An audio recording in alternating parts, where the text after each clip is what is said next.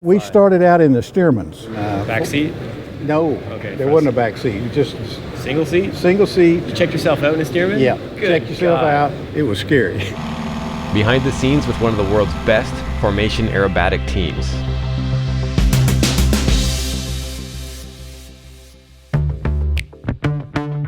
Gene McNeely is a key member of the AeroShell aerobatic team. It was during AirVenture 2016 that I got to meet him. As a fairly new tailwheel pilot myself, aspiring toward flying Warbirds and getting some formation training in the near future, I was keen to learn all I could from him, and it was pretty cool that some of his experiences I could already relate to. It was amazing to hear his story. Alright, so Gene, you fly with probably what I've seen is the most amazing aerobatic team. You want to tell me how you started flying and how you found yourself doing this? Well, when I got out of high school, I always wanted to fly. Tried to go to college. I didn't make good grades in college, so I had to go in the military. After 6 years, I got a loan from the government to do anything I wanted to, the GI Bill. And I spent that on my flying, but I wanted to be a crop duster. And I ended up in rural Arkansas. It's in the rice belt. I'm 76 years old. We started out in the Stearmans. You got to remember, kids, when I started in the Stearman was a long time ago. I was hired by a company in Texas to spray rice. And in the rice belt, so they put all the fertilizer and seeds out by airplane. So he said, come on down, I need a pilot. And I said, well, I don't have a lot of time, so come on down. Put me in this old ragged Stearman. It was scary. Well, yeah, because you can't see anything. Having just spent a couple seasons doing my tailwheel training, culminating in a Stearman backseat checkout, Worked hard to get here. I'm gonna try not to screw it up. I had a pretty good idea of how hard it must have been to self-checkout in that airplane. And having just done my first formation lesson, I'll be right here with you. Okay, you have control. Alright, I have control. I had just enough context to understand how hard it is to do what the AeroShell team does every day. I'm a little pissed that you're doing this well, to be honest. So watch for this stuff to be shared thoroughly on the channel. But meantime, let's get back on board with the masters of formation flying.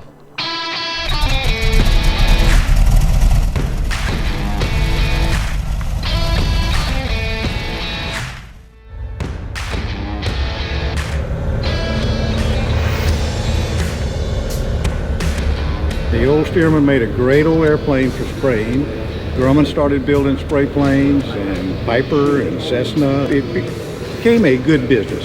Here's the spray handle, here's the throttle, and go to work.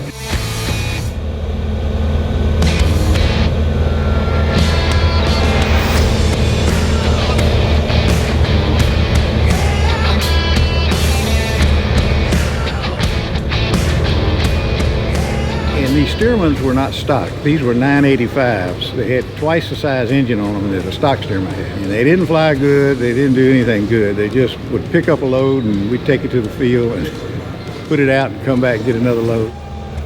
I built time flying J3s, just trying to get enough hours. So I did fly the J3. I've owned a couple of them. It's a great airplane. I don't have one now. I wish I hadn't sold mine. Then we moved up to the Pawnee, and then the Rockwell Thrush, and then the turbine airplanes, and the Grumman Agcat. T6 in the agricultural business, we were using the 1340, the engine that was put on the T6. We could buy a whole T6, take the engine off, put it on the Grumman airplane, and it was a perfect fit. Well, I bought one time down in Louisiana, and it was such a nice airplane. I said, I got to fly this and take care of it. And after I flew it a while, it just became part of the family. And I'd buzz all my friends with it, and it was great airplane. I said, I can't take the engine off this one. I'm going to keep it. So that was my first start in the T6. But again, was it a self-checkout? Yeah, that did. I mean, I didn't know anybody that flew them. We just got in them and flew them, you know.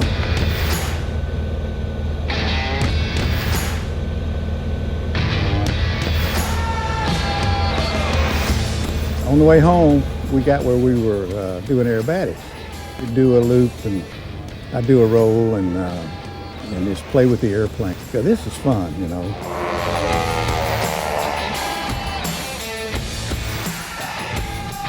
My kids wanted to go their own way, so I retired. Meanwhile, I was doing aerobatics in the T6. Well, the T6 will humble you. It's a very hard airplane to fly, especially landing. I have not ground looped a T6. I've come awful close a time or two.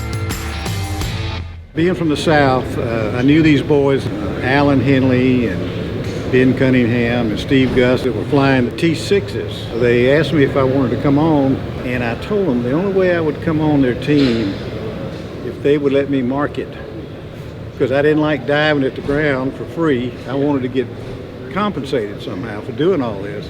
So I took on the job of trying to bring on sponsors, and my first successful sponsorship was Bose, and we were just beside ourselves.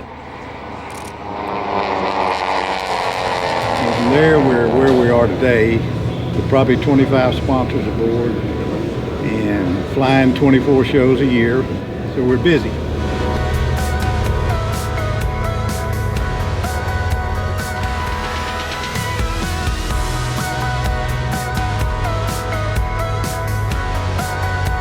It's actually not as hard as people think to fly formation at night, because you're lighting up the plane beside you and all you're doing is focusing on one little point of that airplane.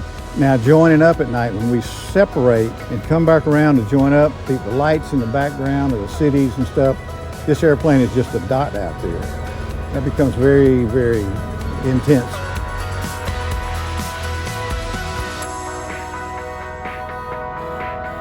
We have a window, we call ours a twilight show. 15 minutes after the sun goes down, for the next 15 minutes, we do our routine. There's a little light left, yes.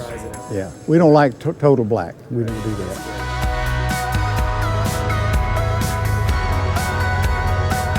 Formation flying, people say, put your weakest link in the lead. You put your best pilot in the lead. He is the key to the whole thing, because when we're diving at the ground, I'm looking up because I'm under him. I don't see the ground. If he were to fly me into the ground, I would never know it till we hit. So.